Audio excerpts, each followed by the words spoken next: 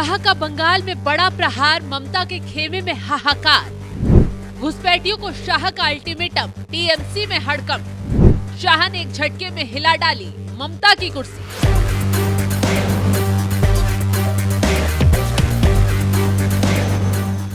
बांग्लादेशी घुसपैठियों का मामला देश की सुरक्षा के लिए घातक बन रहा है, लेकिन उससे भी ज्यादा घातक उन्हें शरण देने वाले, उन्हें अपना वोट बैंक बनाने वाले नेता बन रहे हैं। अब ऐसे नेता राजनेताओं के खिलाफ गृह मंत्री अमित शाह एक्शन मोड में आ गए हैं और शुरुआत की है बंगाल से। गृह मंत्री अमित शाह ने बंगाल की धरती से खड़े होकर बांग्लादेशी घुसपैठियों के साथ साथ बंगाल की मुखिया ममता बनर्जी को ऐसी चेतावनी जारी कर दी है कि टीएमसी में कोहराम ही मच गया। अमित शाह ने साफ साफ और खुले शब्दों में कहा कि पश्चिम बंगाल में शांति तभी संभव है जब इस घुसपैठ पर रोक लग पाएगी। ममता दीदी, अभी हमारी कुछ सीटें कम आई, बड़े उत्साह में हैं। उनको लगता है कि भारतीय जनता पार्टी थोड़ा उनका गति धीरी पड़ गया है। ममता दीदी, मुगालते में मत रहना। हम तो वो पार्टी है जो 2 सीट आने के बाद 370 लाने का और 370 हटाने का हौसला रखे। हम वो पार्टी है जो उद्देश्यों के लिए काम करती है। भतीजों को मुख्यमंत्री बनाने के लिए हम काम नहीं करते।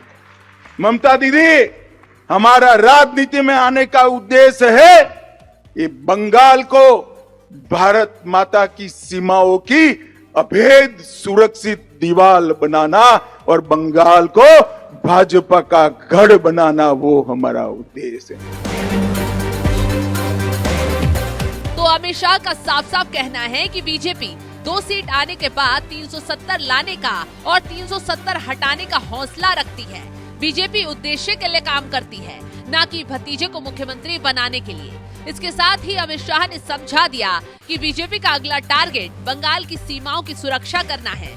दरअसल बीते दिनों कई रिपोर्ट सामने आई हैं कि बंगाल समेत कई ऐसे सीमावर्ती इलाके हैं जहां पर बांग्लादेशी घुसपैठियों को जमकर शरण दी जा रही है। आरोप लगते रहे हैं कि ममता बनर्जी घुसपैठियों को न सिर्फ शरण दे रही हैं, बल्कि उनके रहने खाने की पूरी व्यवस्था भी कर रही हैं। बिजली पानी तक उन्हें पहुंचाई जा रही है। चालाकी से घुसपैठियों के फर्जी आधार कार्ड से लेकर वोटर आई कार्ड तक बनवाए जा रहे हैं ताकि वोट बैंक सेफ रहे, कुर्सी जमी रहे। यही वजह है कि जब सीए एनआरसी देश में लागू हो रहा था तो सबसे ज्यादा ममता बनर्जी को तकलीफ हुई। ममता बनर्जी घर से बाहर तक इस कदर भड़की कि इसे अपने राज्य में लागू करने से साफ इनकार कर दिया। लेकिन मोदी सरकार के आगे ममता की तानाशाही काम नहीं कर पाई। ममता बनर्जी इसलिए चिल्ला रही थी क्योंकि मामला वोट बैंक खिसकने का था। पता था बांग्लादेशी घुसपैठिए खदेड़े जाएंगे तो ममता के और उनकी सरकार के कारनामे किसी से छुप नहीं पाएंगे। यही वजह है कि एक बार फिर अमित शाह ने घुसपैठियों पर तगड़ा प्रहार कर ममता बनर्जी की दुखती नस पर हाथ रखने का काम कर दिया है और साफ शब्दों में बयां कर दिया है कि इस बार बीजेपी ताकत दिखाएगी, बंगाल की सत्ता में आएगी तो घुसपैठियों को खदेड़ने से पीछे नहीं हट पाएगी। बता दें कि सुरक्षा के लिहाज से अब बंगाल में घुसपैठियों का मामला ममता बनर्जी के लिए भी सिरदर्द बन रहा है।